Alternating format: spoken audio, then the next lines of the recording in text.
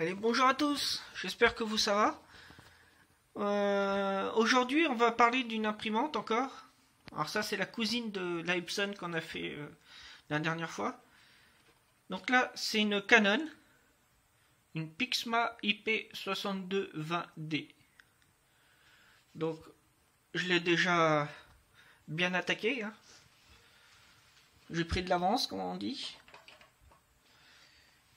Donc, le gros souci, hein. Voilà, cartouche d'encre compatible qui a été mis par le client. Ça a coulé et puis ça a séché. Donc là c'est mort, hein. Donc imprimante pour pièce. Pour commencer, on a le bandeau d'affichage qui était sur le dessus. Donc voilà, il y a tout un tas de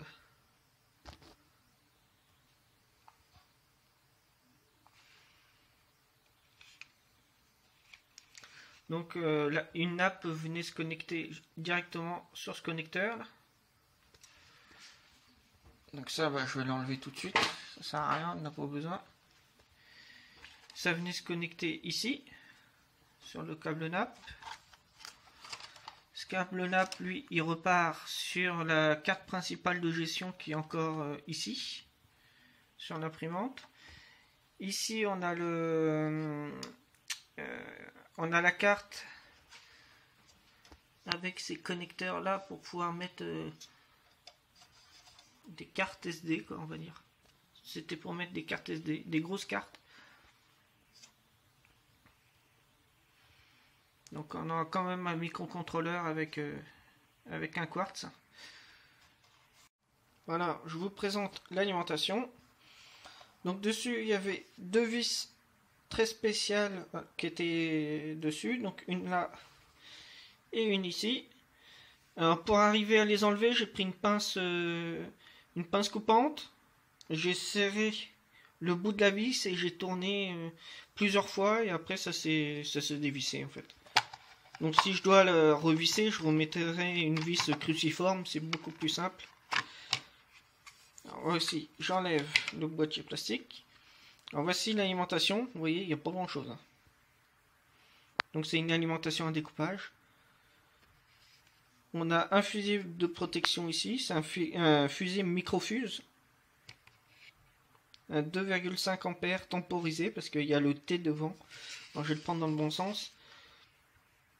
Vous voyez, ça, j'ai jamais parlé des fusibles, mais vous avez décrit T 2,5 A et puis 250 V. Alors c'est 2,5 ampères temporisé, c'est le petit T, et 250 volts, la tension maximum que peut supporter le fusible. Ici, vous avez un condensateur qui sert de condensateur antiparasite. C'est un 220 nanofarad, 224. Si ça avait été marqué par exemple 103, ça aurait été 10 nanos. Mais là c'est 220 nanos et 250 ou 275 volts. Et c'est un classe x2.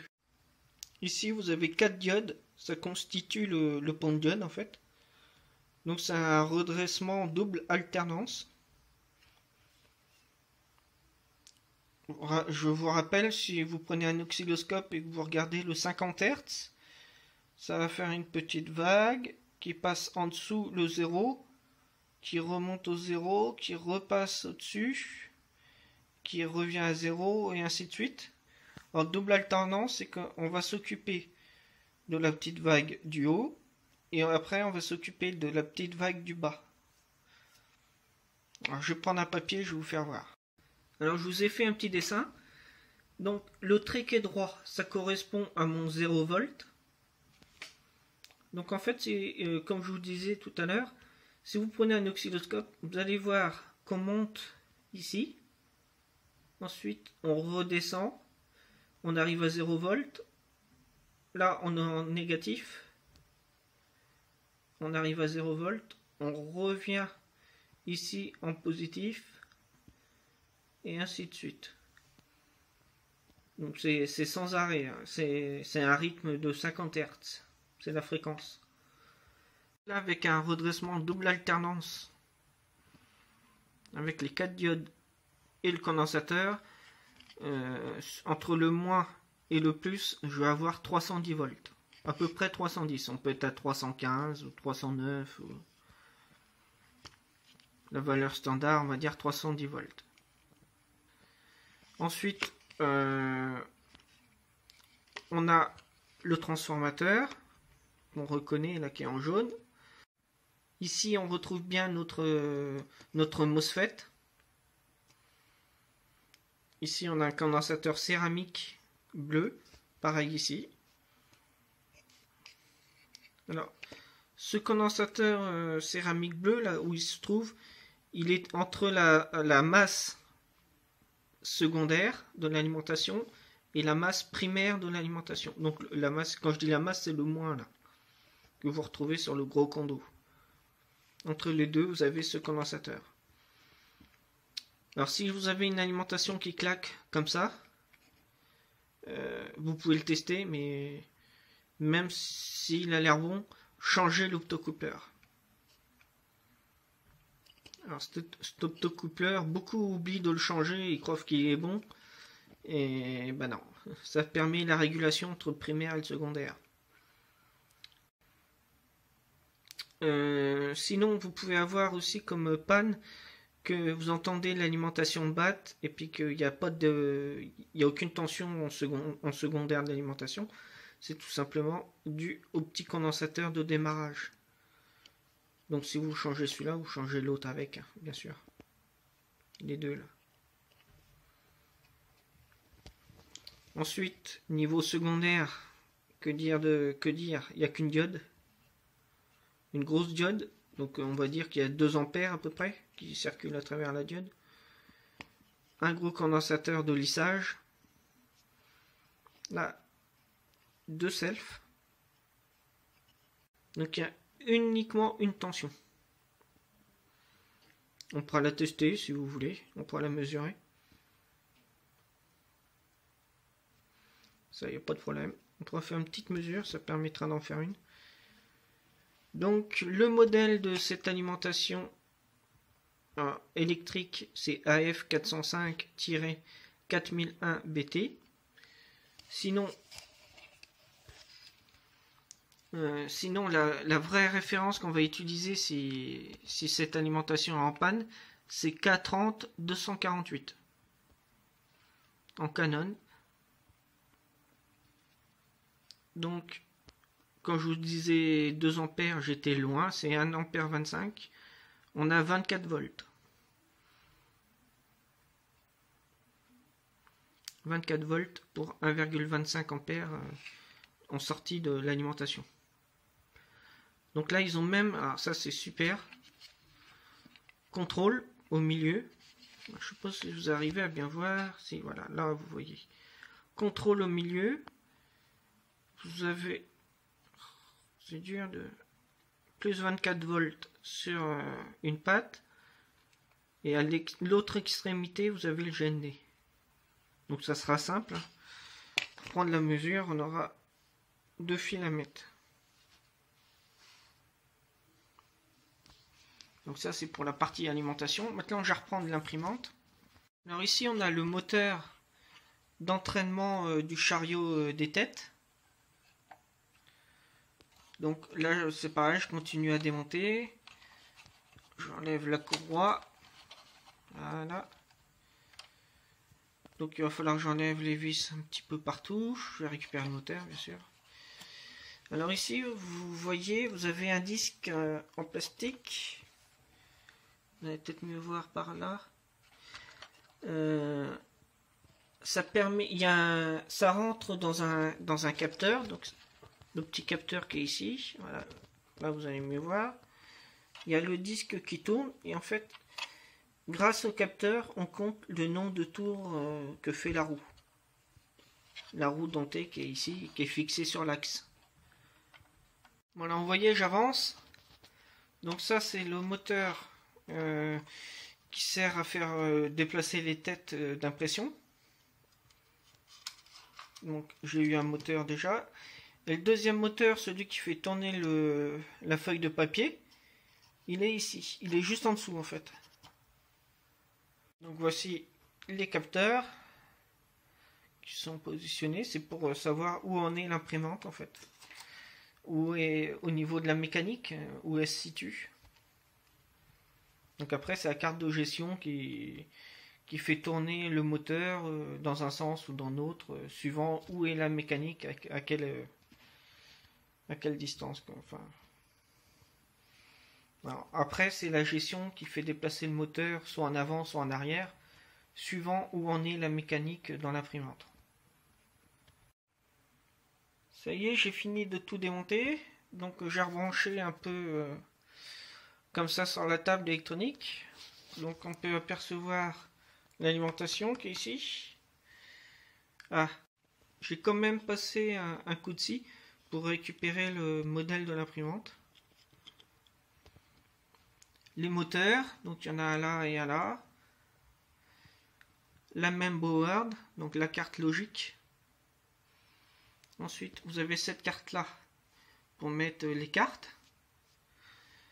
Ici, vous avez des interrupteurs optiques. Pareil ici, où il y avait un disque qui passait dedans. Alors, je vais mettre l'éclairage parce que j'ai l'impression qu'on voit pas beaucoup. C'est mieux avec l'éclairage hein, quand même. Voilà, vous allez voir, je mets sous tension déjà. Alors, j'appuie sur on-off. Faut attendre. Mes moteurs qui s'excitent un peu, mais bon, elle se met en code erreur, c'est normal. Hein. Je vais regarder un peu les différents circuits qu'on avait sur la même board. Donc ici, on a le fil d'alimentation. Ensuite, là, on a un filtrage et un lissage avec les condensateurs. Ici, on a, alors j'ai plus la référence en tête, mais c'est un double driver qui sert à gérer les deux moteurs qu'on a ici, celui-ci et celui-là. Donc deux résistances de sécurité qu'on voit ici, de protection. Ici, la 4K S28 1632F, ça c'est la RAM. La Samsung. Ici, le Taiwan 8002 56 F1, ça c'est le microcontrôleur. Ici, alors c'est tout petit, mais c'est une ROM, c'est une mémoire programmée. Donc celle-là, on peut pas la reprogrammer. Une fois qu'on a écrit, on peut pas l'effacer. Ici, on a un petit circuit, je ne sais pas à quoi il sert, mais il est avec un quartz. Alors là, on a toute une partie de, comment on va dire, régulation des tensions.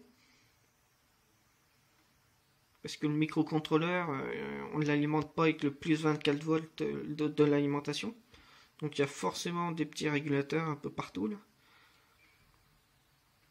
En dessous, on a un autre circuit, j'arrive pas à voir la valeur, mais c'est pour gérer, c'est sûrement une porte logique qui gère les petits capteurs. Donc il est placé juste là, en dessous. Ensuite, sur cette nappe là, on a l'afficheur avec les commandes, les boutons. Ici, on a les deux connecteurs des têtes d'impression qui étaient reliés ici.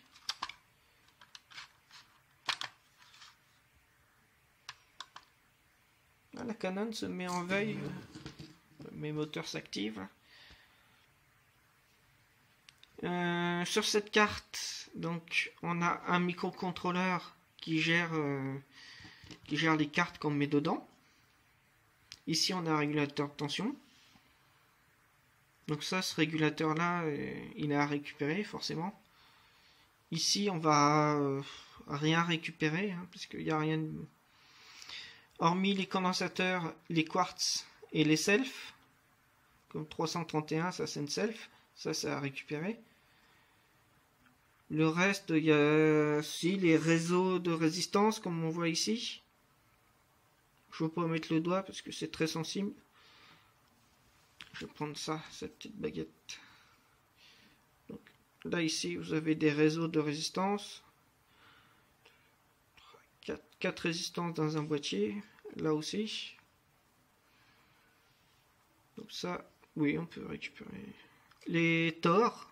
Sur cette carte, il y a les boutons poussoirs qu'on peut récupérer, LED. Là, il y a l'afficheur, je sais pas ce que ça vaut. Je l'ai même pas démonté, je crois que je vais le faire tout de suite d'ailleurs. Je vais démonter cette partie-là. Voici comment que c'était. Voilà, la première carte, il y a 2 LED, une jaune, une verte, et puis des boutons poussoirs switch. En dessous, on a, alors, je sais pas, je vais essayer de faire un zoom comme ça, vous allez peut-être mieux voir. Vous avez la référence. Alors ce microcontrôleur là, en fait, c'est le microcontrôleur qui gère l'afficheur qui est au milieu. Donc cet afficheur là, je vous fais voir le dessous. Donc ça c'est l'afficheur. Donc on a différents câbles NAP qui viennent se mettre sur les connecteurs. Donc là ça c'est le connecteur de l'écran LCD. Ensuite on a une autre carte qui était à droite. Donc celle-là, alors j'ai fait un grand zoom, je vais diminuer. Voilà. Alors c'est uniquement des switches. Et puis le connecteur. Ça n'a pas grande utilité. On peut récupérer les switches quand même. Hein. Et puis le connecteur. Mais sinon la carte, base poubelle. Donc ça, on peut récupérer cette carte-là.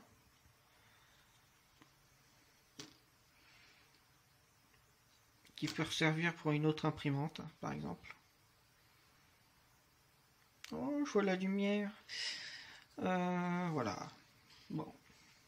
Que dire de plus? Pas grand chose. Hein. Donc si, j'ai autre chose à vous dire. J'ai récupéré dans cette imprimante des Minitor. Vous voyez? Donc quoi les fils étaient passés dedans. Alors je cherche et j'ai récupéré également un Tor qui est comme ça. Alors, ce genre de Tor là, comme j'ai dans la main, on en trouve souvent dans les télé LCD. Notamment sur les câbles qui s'en vont à la Tecon, la carte Tecon. Donc ça il faut les garder, c'est précieux. Alors là j'ai tout rebranché. Donc l'alimentation, la même board de l'imprimante. Pour le multimètre, je me suis mis en calibre 200 volts continu. Vu que la tension dépasse les 20 volts, je suis obligé de prendre le calibre qui est au-dessus, donc 200. Donc je vais mettre sous tension et on est à 24,1 volts. Donc là j'éteins et voilà, ça diminue aussitôt.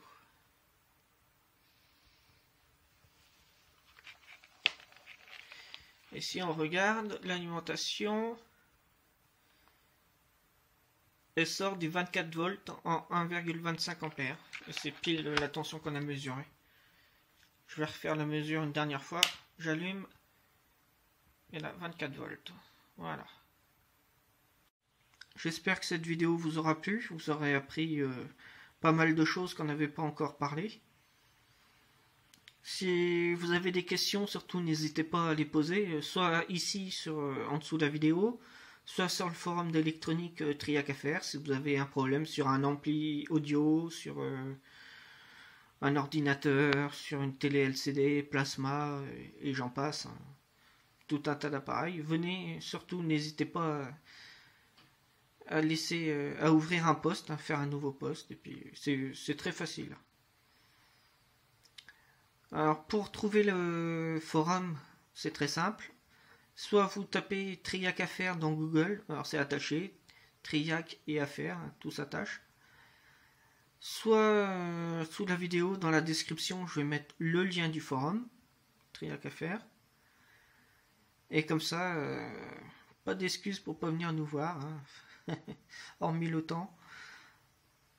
Parce que ça prend du temps de venir. Bon, bah, je vous dis à la prochaine. Je ne sais pas encore du tout ce que je vais faire comme vidéo. Donc là, je peux rien vous dire. C'est surprise, surprise. Même moi, je ne sais pas encore. Donc, voilà, je vous dis à la prochaine. Bye bye.